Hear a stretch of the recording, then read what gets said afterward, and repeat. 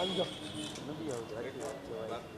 Wide नहीं जाओ तेरी जोर जुल्म के टक्कर से हमारा नारा है अरे मोदी तेरी जोर हेलो चलो भाई चलिए भाजपની સરકાર હોય તો એના કાર્યકરો પર ન લાગે કોંગ્રેસના કાર્યકરો તરત જ એકને ગોળ અને એકને ખોળની નીતિ ગઈકાલે જે જામનગર ભારતીય જનતા પાર્ટી દ્વારા અમારા રાષ્ટ્રીય નેતા એવા રાહુલજીનું પુતળાનું દહન પોલીસની હાજરીમાં થાય છે।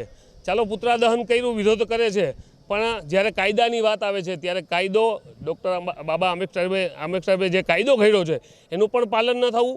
જામનગરમાં બે નીતિ થવી જોઈએ, બે કાયદાઓ લાગુ પડે। જ્યારે કોંગ્રેસ કે અન્ય કોઈ પાર્ટીઓ આવા કાર્યક્રમ કરવામાં આવે, આવેદનપત્ર પણ દેવામાં આવે ત્યારે મંજૂરી લેવી પડે છે। મંજૂરીની સાથે જો કદાચ કંઈ થાય તો કોંગ્રેસના કાર્યકર્તાઓને ટીંગાટોળી કરી એની ઉપર કેટલીઓ કલમો લગાડી અને એને જેલ ભેગા પણ કરવામાં આવે છે। તો આ કાયદો શું ભારતીય જનતા પાર્ટીના કાર્યકર્તાઓ ઉપર નહીં થાય? ગઈકાલે જે પુતળા દહન થયું છે જાહેરમાં, પોલીસ પણ હાજર હતી। અમે આજે એસપી સાહેબને રજૂઆત કરવા આવ્યા છીએ કે ભાઈ કાયદાનું પાલન, આપ જામનગરમાં આવ્યા ત્યાંથી જામનગરમાં સારા કાયદાનું પાલન થાય છે, તો અમે પણ આજે આશા રાખીએ છીએ જે આ પુતળા દહન જે કાર્યકર્તાઓ ભારતીય જનતા પાર્ટીના કાર્યકર્તાઓએ કર્યું છે એની ઉપર જે કાયદાસર કલમો લાગવી જોઈએ એ કલમો લાગી એની ઉપર કાર્યવાહી થવી જોઈએ।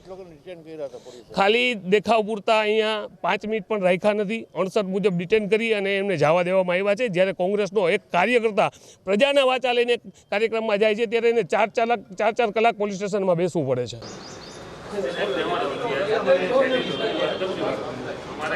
હમણાં